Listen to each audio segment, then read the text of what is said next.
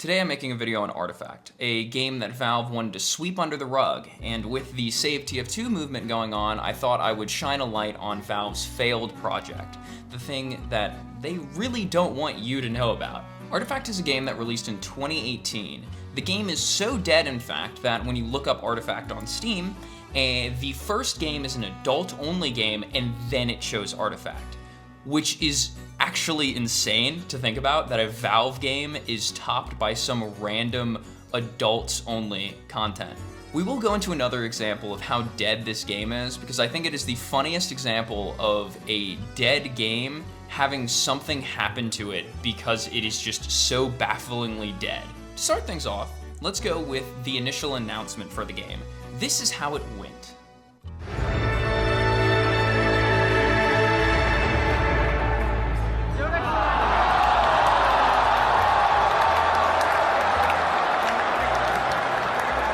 They announced it at International, Dota 2's biggest tournament of the year. And the thing is, the way I would describe this is it's like if you liked playing a mobile game and it was a passive game, you know, you don't really have to be too active with it and whatnot. And then your mobile game company, through the grapevine, you hear, hey guys, we're gonna make something. We're gonna announce something. You're like, oh my god, my favorite game. This is like chill game I can play on the toilet.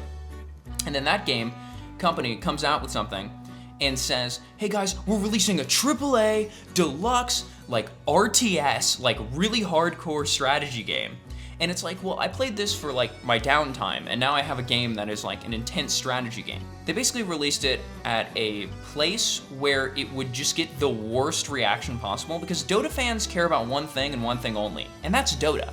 You know, they don't care about some spin-off card game or just a card game in general that you're making because they want to play Dota. If they announce something relating to Dota, then you'd care. If they announce anything not relating to Dota, it's like, why would we care at all? The audiences just didn't mix. If they released it at E3 or did an announcement somewhere else that literally just where anybody announces games, it probably would have gone over way better. And that's proven by them doing an open beta test at PAX East, and also giving away, everybody gets a free copy that attended that. And it was initially a lot of hype was built up, especially since Valve had completely unbastardized street cred. And then on top of that, Richard Garfield, the creator of Magic the Gathering, was also on the project doing the initial designs and stuff. With this, hype was built. And that's the main point, is that if the initial reaction was terrible, after that, they kind of picked themselves up from the ashes and were like, hey guys, look, get excited about this game. And hype was building in at least the card game community. So right now I'm gonna go over basically how the game works, but I'm only going over the parts that apply to future points I'm gonna make. If you wanna know more about how the game is played, feel free to watch a tutorial on the game. Besides that, the game plays like no card game I've ever played before. It has like certain mechanics that match with old school Yu-Gi-Oh! And Hearthstone, but it has a lot of different things going on, and I think that is important to point out just for the fact that it was going for something different that was kind of interesting. By the way, when I say Yu-Gi-Oh!, I mean Yu-Gi-Oh! Like right before the Egyptian God cards, or right when the Egyptian God cards released, aka peak Yu-Gi-Oh! Everything after that is like a complete and utter cluster of hell. I just had to point that out for my little Yu-Gi-Oh! Tangent of the day. But that's besides the point. Basically, how the game works is you have 3 towers on each side, and you basically have 3 boards for your cards, okay? Those 3 boards, you summon your cards and whatnot, yada yada. Your goal is to destroy your enemies, 2 of your enemies' towers, or you can destroy one of the towers, and one of the towers will summon a Ancient, which is basically just big health, attack. It's basically just another tower that you have to destroy, except it has more health than average towers. If you played a card game before, you summon cards, but the difference is you have 3 lanes, and you destroy tower, win, or destroy tower, destroy ancient, win. Cool? We good? We Gucci? Got you. One of the things that people did like about the game, however, was it had a priority system, which basically, unlike most card games where it's like, I play my turn and do yada yada yada yada yada, you play your turn, you do yada yada yada yada yada, it was more like, I do one thing, you do one thing, I do one thing, you do one thing, and back and forth, attack. So it was a nice kind of thing for pacing because the flow of the game was very back, forth. And a lot of people did enjoy that about the game, at least from what I've seen online. Now, there was a couple of different game modes. You had Constructed Gauntlet, which was basically build deck, play game. They had draft modes, which is basically where you get random cards, build a deck out of those cards, play game, win. Cool. Following? They had one free draft mode called Phantom Draft, which is basically, as IGN describes it, a tutorial or a training grounds of sorts. The second game mode was Prize Play, which was basically where you pay one event ticket, and then after the event ticket, you basically play the game. You either have 5 wins or you have 2 losses, aka you win or you lose. And outside of that, you get 3 packs for winning. The third game mode is called Prize Play for Keeps, which is basically the same as the last one, except you enter with 3 packs, and when you win, you keep all your cards for the draft.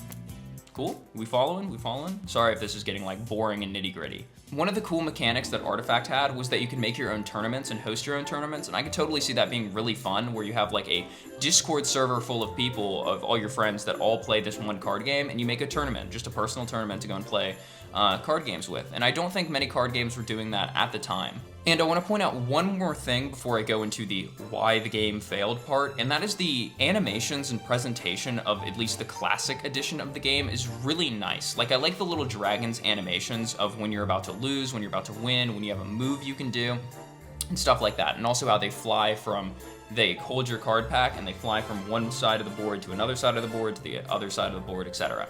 The animations are cool, and I really like them. I like the card animations, the way that they, like the way that you place down cards and stuff. It looks really good. I think that the Foundry edition looks significantly worse when it comes to character, but I bet it does play better, at least with my little time of the game. Though I did like the Classic Edition way more when it came to gameplay. It's just a lot of people find the Foundry Edition, at least pro scene-wise, I saw that they found that one kind of easier to get into, and then the Classic Edition harder to get into, which I didn't really see it as hard to get into, honestly. I saw it as hard to master, but really easy to get into. It's hard as hell to explain that game, but playing the tutorial, I feel like I completely understand at least the bare minimum of what I need to understand to play the game. The first thing they did wrong was the game was really hard to watch without having played the game. So you had 3 different boards, which means that somebody watching at E3, seeing you go from one board to another board to another board, and then these random things going on and whatnot, that has never touched the game, is really hard to be like excited about something when you understand very, very little about it. Because they did host a major tournament before the game was actually released, and nobody knew what was going on because the game was just so utterly confusing to watch because nobody had played the game yet. One of the main factors that was abysmal was the economy. The economy of the game was trying to mimic real card games instead of fake virtual card games, and they have very, very different economies. Though, on the same note of spending money, the game dropped for $20, which most card games online are free to play, and on top of that, you got a starter deck and 10 free packs, which sounds good until you factor in how you get cards. Because it wasn't like it was a one-time payment and you can play the game forever and you don't have to spend any more money. What it was it was an entry fee to play the game, and you get a booster packs and a starter deck. What it should have been was the option. It should have been free to play, and then hey, if you want a booster pack and starter decks, you can choose those.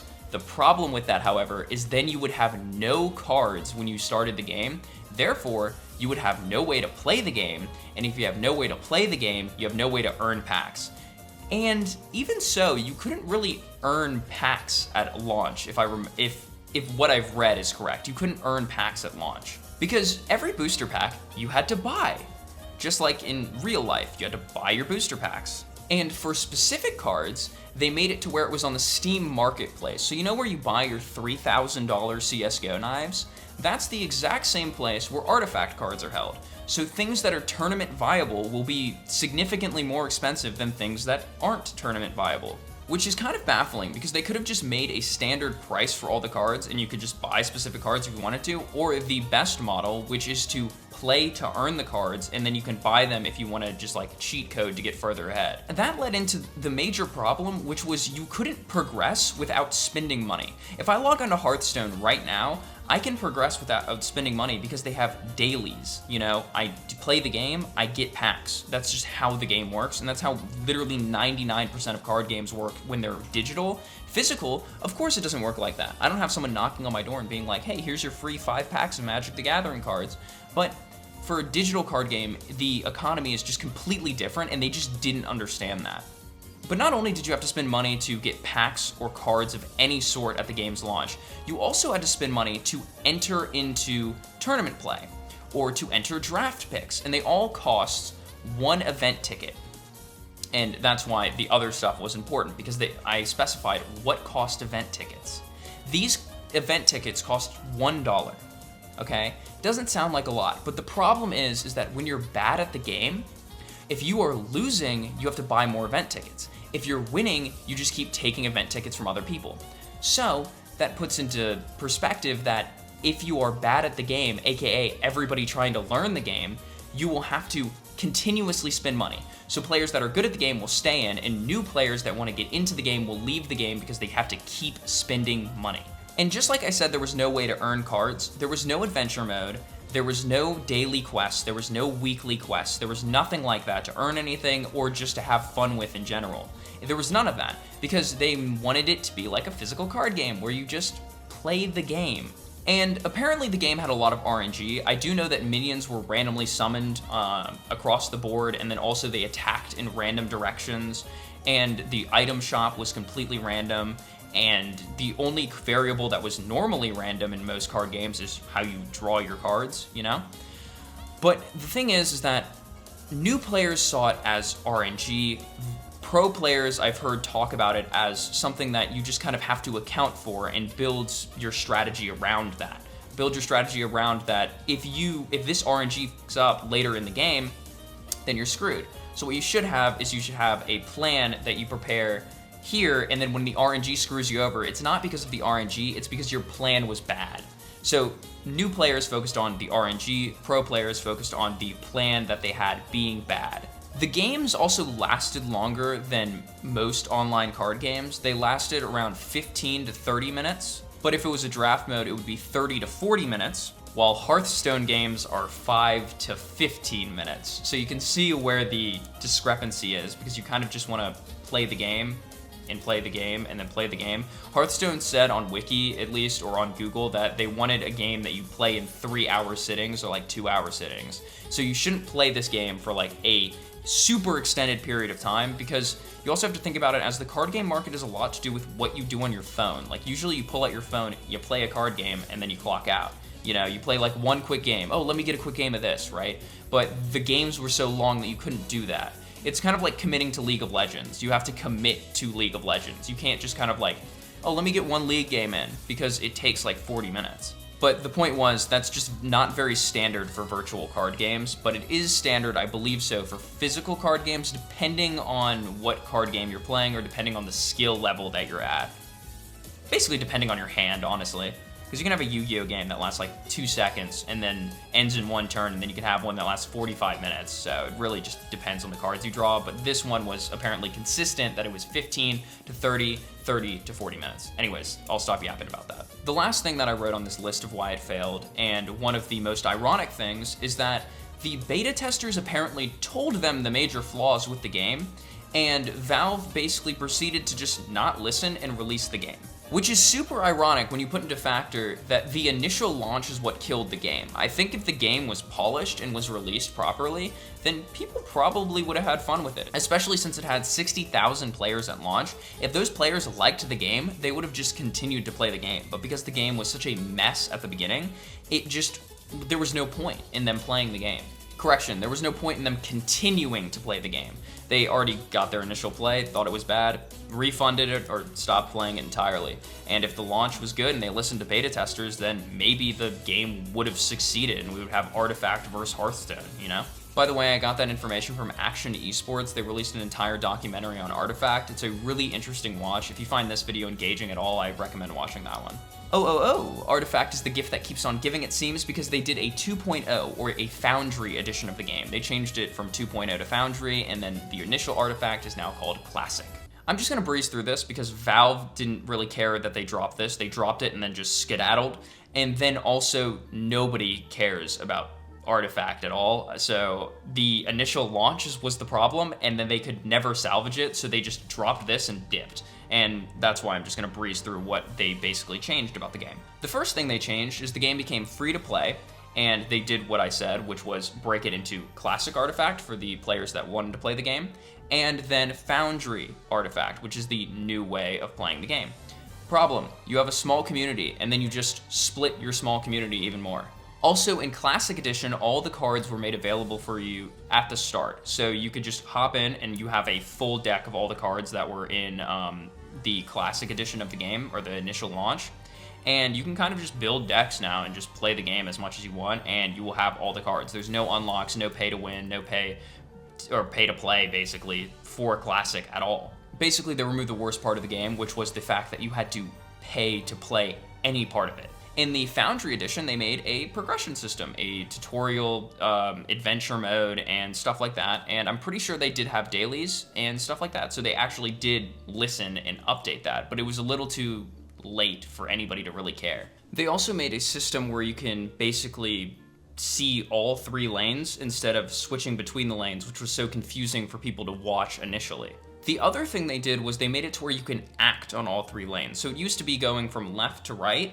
You would act on this lane, act on this lane, act on this lane. Now it is, I can act on this, this, this, or this, and all the mana pools are one instead of based on these separate boards. Like I covered with Classic and Foundry, they also tried to remove the need for card purchasing with the adventure mode and stuff like that, and daily quests. They removed some of the RNG, which is the initial thing that a lot of the players complained about in the beginning.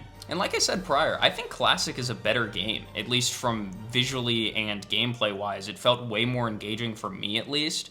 Though people will disagree, and it's a very split and controversial topic probably, but I think Classic is the better game. One thing I'm just gonna read is basically, I asked my friend how the getting cards system works in Hearthstone, because I do remember it, but I wanted a refresher and to be completely correct on it.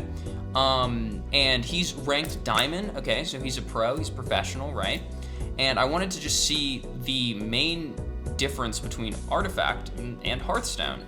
Basically, why their economy was so bad shows in how good the Hearthstone economy truly is. So let me just read this real quick for you. One thing I wanted to point out is Hearthstone's system for getting cards, because I find it really well done. Hearthstone has some normal cards, and you can disenchant those cards for dust. The rarity of the cards changes the amount of dust you get. The dust you can use to get more cards. Basically, if you play the game, you can get the cards you want because of daily quests, and you can disenchant those cards for more dust. You can also disenchant cards for classes you don't want to play, which Davis, the Hearthstone expert, doesn't recommend, but is a cool option. There's also Splendiferous Whizbang. It's basically a deck you can't make in the normal game, because they basically made a handful of decks, some having multiple class-specific cards, which is why you can't make them yourself. The decks are then randomly selected at the start of each game, making a new, accessible, and fun way to experiment with the playstyles the game offers and just have a jolly old time. They also offer 2 different versions of mini sets, which are basically bundles of cards to go with an event that has already come out. One version costs $15 for the non-animations, the other costs $70 with golden card. That means the same cards with animations. The point is, there is a variety of choice for casual and just average players that don't require you to break the bank. But even if you want to spend money, they have affordable options. The thing Hearthstone has is a lot of accessibility. And that's the main thing that Artifact lacked. If you've listened to the last however long this video will be, Artifact lacked the accessibility for players to just play the game, see if they like it, and get into it. It also lacked the accessibility for people that didn't want to spend money to play the game. It lacked so many basic things that make the game fun to play on all fronts. But even with all these fixes and the new version of the game, it was dead at launch. 60,000 people already had a sour taste in their mouth from the game, and they didn't want to play it again. And I'm still calling them fixes, even though I prefer Classic. Like, I definitely prefer Classic. The fall into complete obscurity that Artifact was in will be shown completely and utterly by my next section, the Twitch drama section. So you guys remember how I said that the game was completely and utterly dead? Well, the game being dead, but having a category on Twitch to stream under, means that it was so dead that there was no moderation at all. So what people ended up doing was they found this out, and they started streaming movies, anime, TV shows, adult content, the works. And it was a big problem for like a week or two, because everybody, if you clicked on Artifact, you would just see all these pirated things and just a bunch of things streaming at once, and it was insane. But it was mainly due to the fact that Artifact was so dead that nobody even knew it existed. And this was only a year after. This happened in 2019. Artifact launched in 2018. So it died literally within the year. I was also curious, so I went on Twitch and I checked the Artifact section, and apparently people are still doing this. I saw like a handful of movies on there. I saw mainly The Boys and an inverted and upside down version of Breaking Bad, which is just really funny to me personally. The point is that this game tarnished Valve's reputation for being completely and utterly perfect. Before this, they had Half-Life 2, they had Portal 2, TF2, they had Dota 2, they had Left 4 Dead 2. It was just like all of these games, bro, all of these games. And then they released Artifact, and it was completely and utterly abysmal, flopped on every level. They failed to launch that game properly in any capacity, didn't listen to beta testers, didn't do any amount to make the game salvageable. And then they tried to fix it, and failed again. All of the games listed pushed the genre of game that they were trying to make, or it made an entirely new genre of game. And the thing is, Artifact did that to a certain level.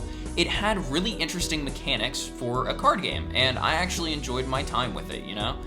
And the thing with that being said is, the reason it completely and utterly failed was because Valve failed to release the final project of Foundry, and then on top of that, they said, hey guys, we're gonna support this, and then they stopped supporting it. Not supporting Artifact makes sense, because it was a failed game. But they will even do this with their best games, like TF2.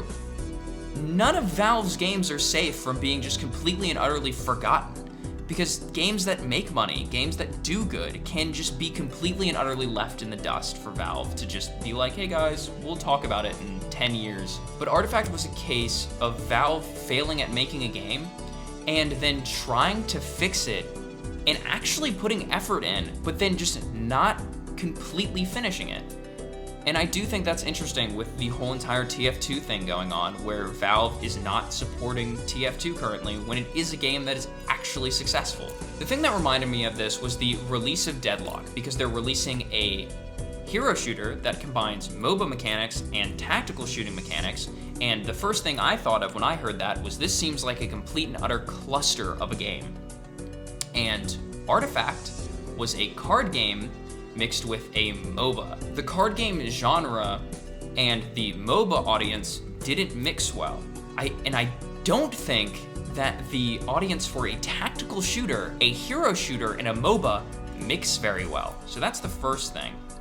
The second part of this is that Valve is doing beta tests for Deadlock, obviously, because that's how everything got leaked.